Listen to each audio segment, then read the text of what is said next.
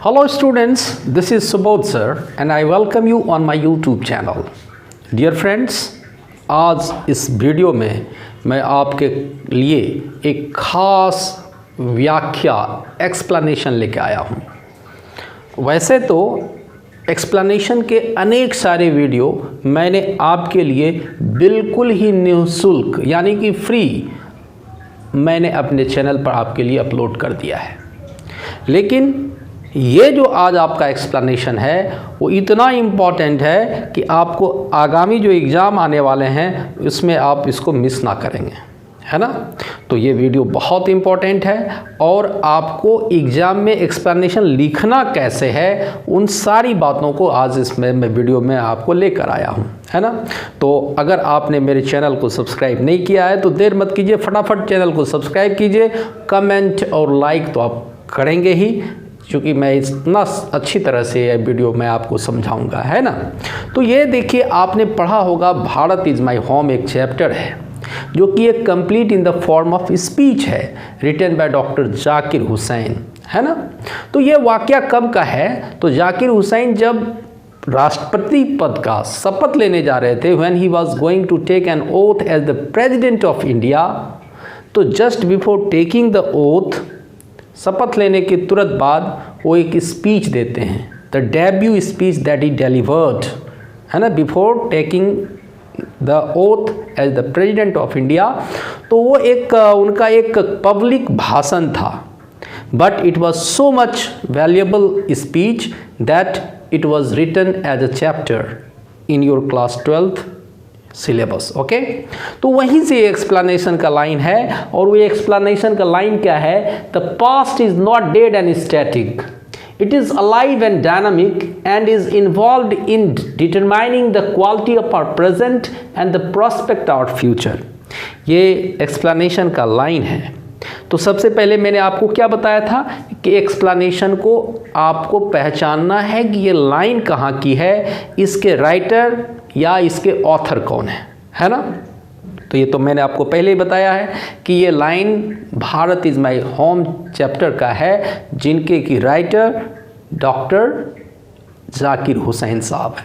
तो चलिए देखते हैं। सबसे पहले आपको ये देना पड़ता है कि ये लाइन कहाँ से लिया गया है, किनके द्वारा लिखा गया है और उनकी विशेषता क्या है। तो फर्स्ट स्टांजा में आपको, फर्स्ट पैराग्राफ में मैं आपको इसीलिए यही चीज़ लेकर आया हूँ, है ना। तो क्या कहता है, these lines have been taken from Bharat is my home which is a speech delivered by the former president of our country, Dr. Zakir Hussain, just after taking the oath as the president of India।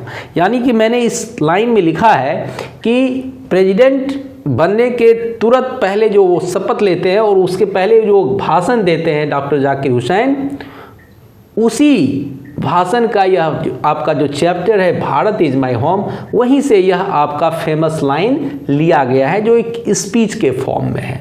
It is also a debut speech, ये उनके जीवन का पहला भाषण है of his presidentship, उनके presidentship का ये जीवन का पहला भाषण है ना। अब देखिए ग्रीन कलर से क्या है, थ्रू दीज लाइन्स, इन पंक्तियों के माध्यम से doctor Zakir Hussain talks about the past glory of our country, यानी कि वो हमारी अतीत की जो ख्याति है, प्रसिद्धि है, उनके बारे में वो बात करते हैं। ही सेज दैट, वो कहते हैं, पास्ट इज नॉट डेड, हमारा जो अतीत है वह मृत पराय नहीं है, मरा हुआ नहीं है, यानी कि वो कंप्लीट खत्म नहीं हुआ है। स्टैटिक मतलब वो ठहराव नहीं है उसमें, यानी कि वो मूवेबल है, वो पास्ट में भी था, प्रेजेंट में भी है और इन फ्यूचर में भी रहेगा। He says that past is not dead and static, क्यों भाई, बिकॉज आर प्रेजेंट कल्चर, हमारी जो वर्तमान की संस्कृति है, एंड सिविलाइजेशन और सभ्यता है, is based on our past glory, ये हमारे अतीत की ही संस्कृति पर, अतीत की ही ख्याति पर तो बेस्ड है, आधारित है। It is our culture of the past, ये हमारे अतीत की संस्कृति ही है, which still determines the quality of her present, ये हमारे वर्तमान के गुणों के निर्धारण करती है, वर्तमान के गुण को निर्धारण करती है, and the prospect of future, और हमारे भविष्य की रूपरेखा को भी क्या करती है, ये तैयार करती है ना। Here doctor Zakir Hussain like our national father Mahatma Gandhi, यहाँ पर अब हमारे राष्ट्रपिता महात्मा गांधी की ही तरह Zakir Hussain praises the past glory of our country, हमारे अतीत की संस्कृति का वो गुणगान करते हैं, बखान करते हैं, है ना, उनका जो है वो प्रशंसा करते हैं। अब थर्ड स्टांजा में मैंने बताया कि explanation should be at least in 3 stanzas, है ना, 3 पैराग्राफ्स। अब वो क्या कहते हैं, रियली सच में doctor Zakir Hussain is of the opinion, वो इस विचार से को व्यक्त करना चाहते हैं दैट इंडियाज कल्चर, भारत की संस्कृति, ट्रेडिशन परंपरा, एंड सिविलाइजेशन और सभ्यता has its on relevance and reverence, मतलब इनकी प्रासंगिकता है और इसके प्रति लोगों को श्रद्धा भी है विद द पास्ट, किसके साथ, अतीत के साथ। Here He shows his total dedication, वो अपना पूर्ण समर्पण दिखाते हैं to the past glory of our country, हमारे अतीत की संस्कृति, हमारी अतीत की प्रसिद्धि, ख्याति के प्रति वो अपना पूर्ण समर्पण दिखाते हैं।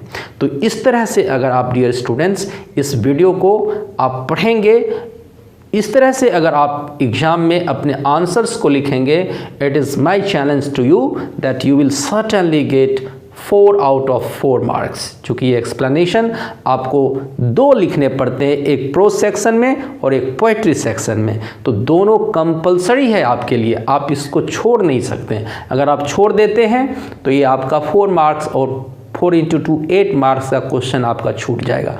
तो इतना अच्छा प्रयास मैं आपके लिए लेकर आ रहा हूँ कि इस वीडियो को देखकर आप अपने एग्ज़ाम में अपने आप को सफल साबित कर सकते हैं, है ना, और अच्छे नंबर ला सकते हैं। आप अपने फर्स्ट डिवीज़न में इसको जो है सो लाने के लिए एक कड़ी मान सकते हैं। तो आज की वीडियो में इतना ही, हो जाइए तैयार, फिर नेक्स्ट क्लास में मैं आपके लिए एक नया वीडियो लेकर आऊँगा, और वो वीडियो भी आपके लिए बहुत इम्पॉर्टेंट है, क्योंकि मैं आपके क्लास 12th के इंग्लिश के सिलेबस को कवर कर रहा हूँ, है ना, और ये मेरे अपने माध्यम से, अपने चैनल के माध्यम से मैं आपको सारे मटेरियल्स प्रोवाइड करवा रहा हूँ, है ना।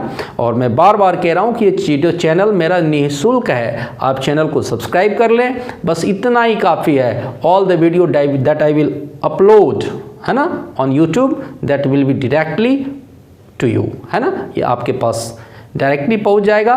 तो इन्हीं शब्दों के साथ आज के लिए इतना ही, फिर मिलते हैं नए जोश, नए जुनून, नए उत्साह के साथ एक नए वीडियो में। Thank you for watching and thank you for being with me.